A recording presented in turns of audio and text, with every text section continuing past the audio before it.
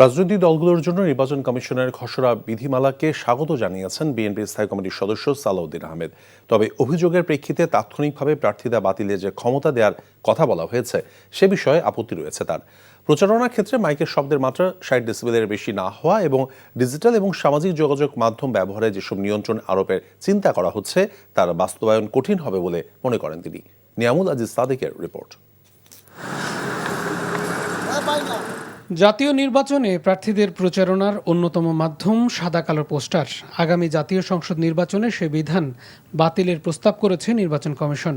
বিষয়টি ইতিবাচক পরিবর্তন বলে মনে করেন বিএনপির স্থায়ী কমিটির সদস্য সালাউদ্দিন আহমেদ। তবে প্রচারণায় মাইকে শব্দের মাত্রা ৬০ ডেসিবল নির্ধারণের প্রস্তাব বাস্তবায়নযোগ্য নয় বলে মনে করেন তিনি।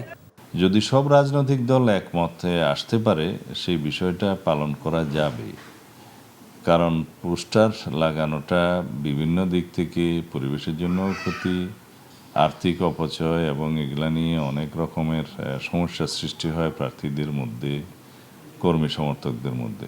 এত বেশি আইন কানুন হওয়ার ফলে এগুলো পরিপালনের ক্ষেত্রে খুব একটা মনিটরিং থাকে না।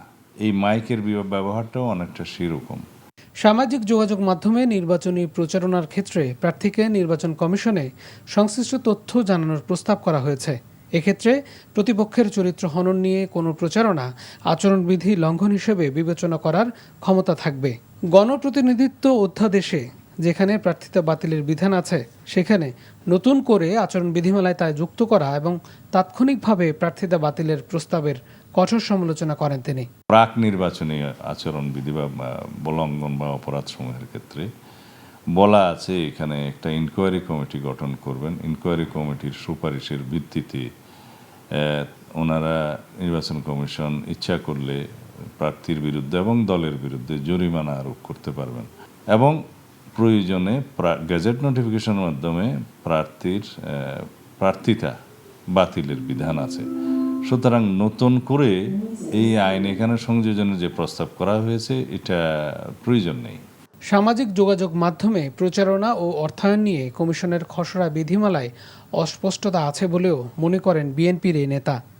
Niamul Aziz Sadek, NTV news, Dhaka.